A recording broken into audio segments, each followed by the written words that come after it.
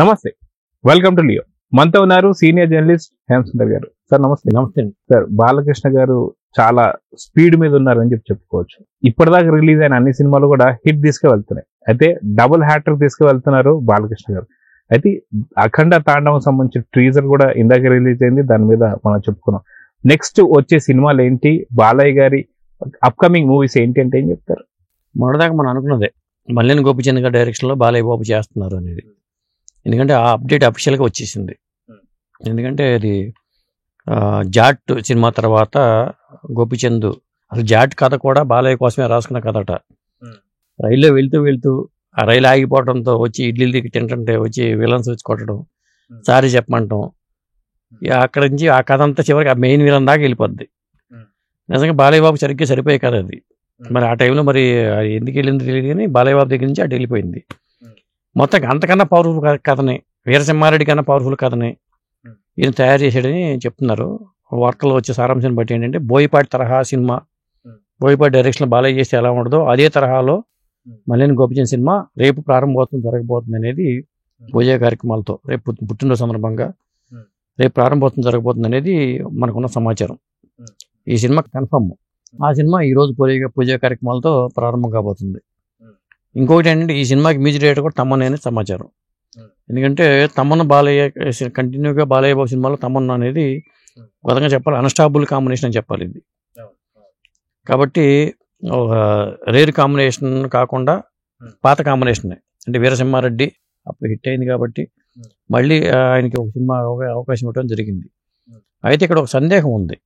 ఇప్పుడు ఈ cinema shooting ముందు మొదలవుతుందా, ఇంకొక సినిమా దిల్ రాజు గారు చేయబోతున్నారని, దానికి మార్కో డైరెక్టర్ ఉన్ని ముఖందంతో వచ్చే సినిమా మార్కో బీభత్సమైన హింసాత్మక సినిమా అది, హనీఫ్ ఆదేని డైరెక్షన్లో ఇంకో సినిమా రాబోతుందని, కథ బాలయ్య బాబు నచ్చింది అనేది ఒక సమాచారం.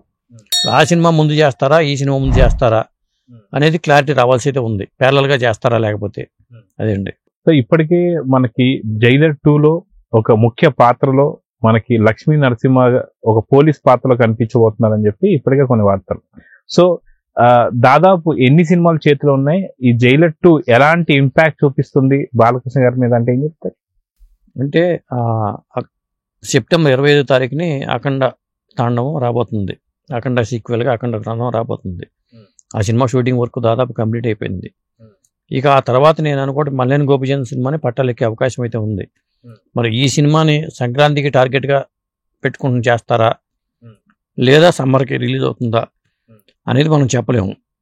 దాంతోపాటు సమ్మర్కి వచ్చే సినిమానే మన జైలర్ 2లో బాలయ్య బాబు లక్ష్మీ నరసింహస్వామి అనే పాత్రని ఒక పోలీస్ ఆఫీసర్గా బాలయ్య బాబు కనిపించబోతున్నారనేది సమాచారం. అది ఆ పాత్ర కూడా దాదాపు ఒక పావుగంట సేపు ఉంటుంది అనేది సమాచారం. 10 నుంచి 20 నిమిషాల దాకా ఆ పాత్ర ఉండే అవకాశం కనిపిస్తుంది.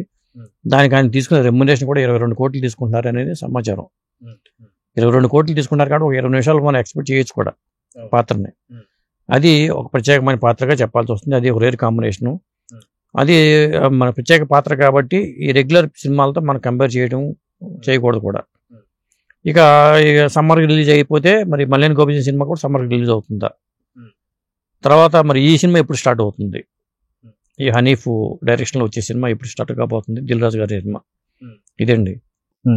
అయితే 60 వసంతాలు పూర్తి చేసుకొని బాలకృష్ణ గారు ఇప్పుడు ఇన్ని సినిమాలు చేతిలో పెట్టుకోవడం కావచ్చు, ఇన్ని సినిమాలు రాను ఇప్పుడు ఈ రోజు వచ్చినటువంటి ఒక టీజర్ వల్ల మనం చూసాం ఏదైతే 25 సెప్టెంబర్కి ఫిక్స్ అని చెప్పి, దాని తర్వాత జైలర్ 2, దాని తర్వాత మీరు ఇందాక అన్నట్టుగా ఎవరైతే మనకి మల్లేని గోపిచంద్ డైరెక్షన్ లో ఇంకొక సినిమా ఏదైతే ఆ సినిమా చూసాం మార్కో డైరెక్టర్.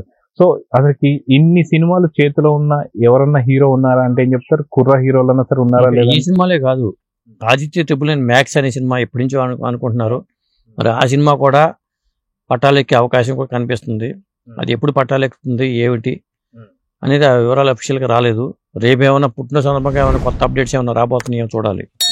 అది సినిమాలు అయితే చేతులు చాలా ఉన్నాయి. అట్లా ఉన్న హీరోలు ఎవరు లేరు కూడా.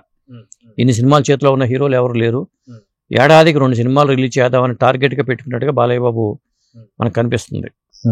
సో అయితే ఈ ఇయర్లోనే దసరాకి సందర్భంగా రిలీజ్ అయితే 2 సినిమాలు రిలీజ్ అయినట్టే. డాకు మహారాజ్ వచ్చింది కాబట్టి మొన్న, ఇప్పుడు అఖండ 2 వస్తే ఖచ్చితంగా ఈ ఏడాది 2 సినిమాలు వచ్చినట్టే పూర్తి అయిపోతాయి.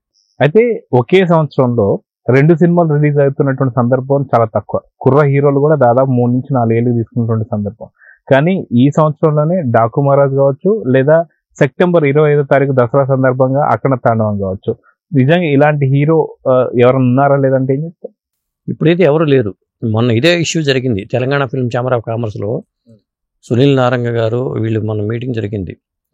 ఒక హీరో ఏడాదికి 2-3 సినిమాలు చేయాలి, అలా చేసే హీరోలు ఎవరూ లేరు, 2 ఏళ్లకు 3 ఏళ్లకు ఒక సినిమా చేస్తున్నారు అనే మాట వచ్చింది.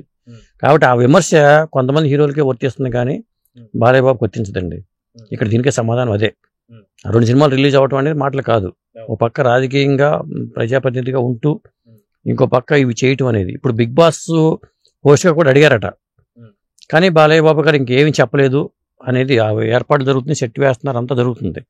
ఈసారి హోస్ట్ని మారుద్దాం, నాగార్జున బదులు బాలయ్య బాబుని పెడదామనే ఉద్దేశంతో అడిగారని, మరి బాలయ్య బాబు సినిమాలకి ప్రయారిటీ ఇచ్చారని ఒక సమాచారం అయితే ఉంది. సో చూద్దాం సార్. ఖచ్చితంగా మొత్తానికి బర్త్డే సందర్భంగా ఏదైతే మీకు 4-5 సినిమాలు అయితే కనిపిస్తుంది, నిజంగా ఇలాంటి హీరోలు మొత్తం ప్రస్తుతం టాలీవుడ్ లో ఎవరు కనిపించడం లేదు. సో చూద్దాం జరగబోతుంది. నమస్తే. నమస్తే.